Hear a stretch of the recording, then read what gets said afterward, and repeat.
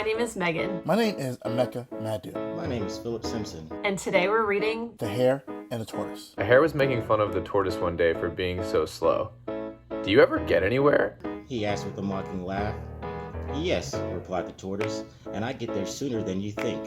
I'll run you a race and prove it. The hare was much amused at the idea of running a race with the tortoise, but for the fun of the thing, he agreed.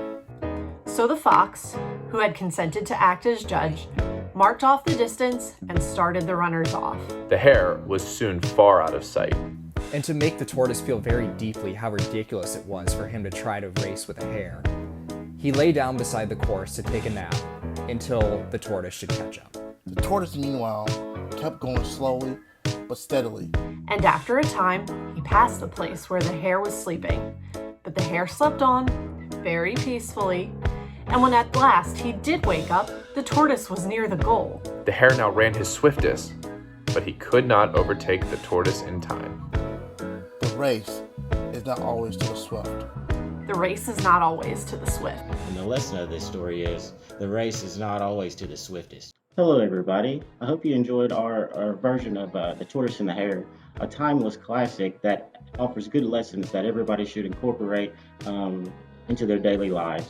I know from my perspective, I look at that story and I think of there's folks with more natural abilities or more what seems like more advantages, but what it really comes down to is hard work and perseverance as you make it through the journeys in your life.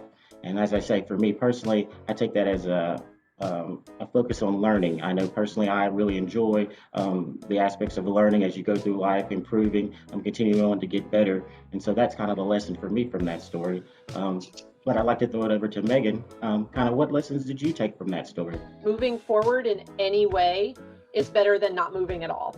And that's something to me that I take when I might be feeling down or feeling like I'm not measuring up to the person next to me, is that as long as I'm making progress, I'm doing something great. That's the lesson that I took away. So I will pass it over to Emeka. What did you learn from the story? If you run your race according to your ability, and by staying consistent, staying focused, you'll reach your goal. So I think for me, that was one of the things that stood out. So I would say, stay focused, keep moving forward, and don't get distracted. With that being said, I would throw it to you, Matt. Past success doesn't always guarantee future success. And I think that's an excellent reminder to take each challenge that you face in life as kind of its own thing. And, you know, from the hare's perspective, even if you've had a lot of success at something in the past, it's still important to practice and focus and make sure that you're taking each step towards success in the future. And then from the other side of that, just because you haven't in the past succeeded at something in your life or you've perceived it as a weakness, there's always an opportunity to improve yourself. That was kind of my favorite part and my biggest takeaway, and I'll pass it to Nick to share his thoughts. The lesson of being careful about who you underestimate is a very important lesson throughout your life. Just because of the way that you can perceive somebody off the bat or based on their individual ability, you might be surprised at the thing that they're able to accomplish when, like Emeka said, they're able to maintain that consistency.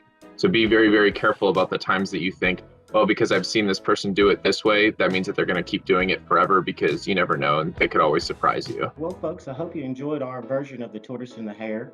If you're interested in checking out more fables or other stories, please check out the Proudly Pencil website for more videos like ours.